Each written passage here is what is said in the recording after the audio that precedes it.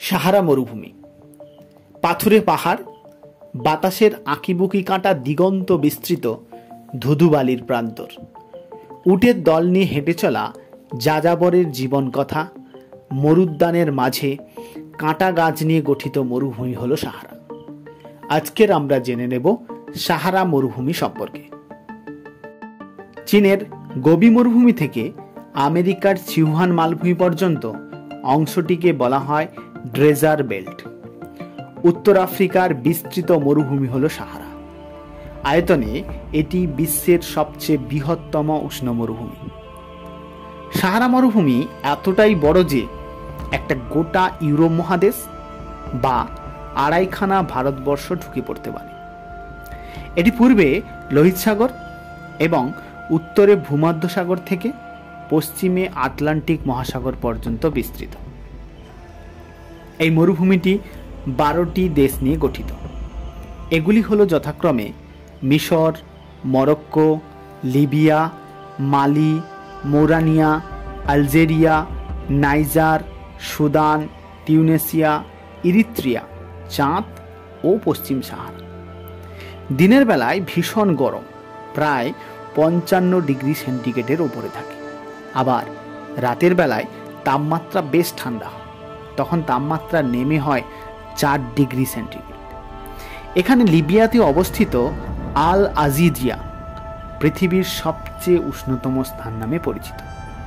এখানে উষ্ণতা 58 degree centigrade.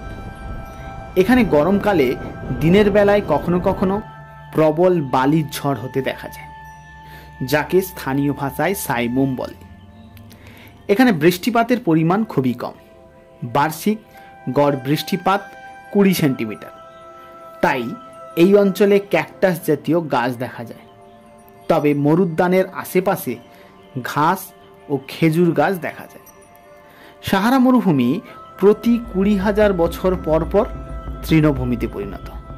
এর কারণ হলো পৃথিবী তার নিজের কক্ষপথে প্রতি 20,000 বছর সামান্য উত্তর দিকে কাঁধ হয়ে যায়, যার ফলে পৃথিবীর মৌসুমী বায়ুর গতিবেগের পরিবর্তন ঘটে। আর সেই সময় প্রচুর বৃষ্টিপাতের কারণে সাহারা মরুভূমি অঞ্চল সবুজ হয়ে ওঠে। সবশেষে জানা যায় প্রায় 5 থেকে 7,000 বছর আগে এখানে মানুষ ও পশু পাখির বাসস্থান ছিল। সাহারা হলো পৃথিবীর সবচেয়ে বেশি বালির স্তূপ। সাহারায় যদি একবার বালির ঝড় শুরু হয় তা 4 দিন পর্যন্ত চলতে পারে। এই বালির ঝড়ের সঙ্গে সৃষ্টি হয় ছোটোখাটো বালির পাহাড়। এই বালির পাহাড়গুলি স্থায়ী নয়, এগুলি বছরে প্রায় 50 ফুট পর্যন্ত স্থানান্তরিত হয়। এই মরুভূমিতে পশুর দল নিয়ে, বিশেষত উট নিয়ে এক জায়গা থেকে অন্য জায়গায় জল ও খাবারের সন্ধানে ঘুরে বেড়ায় যারা, তাদের যাযাবর বলে। এখানে উট হলো সাহারা অধিবাসীদের যাতায়াতের প্রধান মাধ্যম। মরুভূমিতে দল বেঁধে যখন উট চলে তখন তাকে ক্যারাভান বলে। এখানে তুয়ারেগ জাতির মানুষেরা বিদেশি পর্যটকের ভ্রমণ নির্দেশের কাজ করে। তবে সময়ের সাথে সাথে সাহারা অনেক পাল্টাচ্ছে। জায়গায় জায়গায় ঘাস লাগানো হচ্ছে।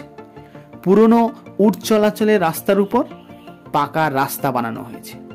এখন উটের বদলে ট্রাকের মাধ্যমে ব্যবসা বাণিজ্য করা হয়।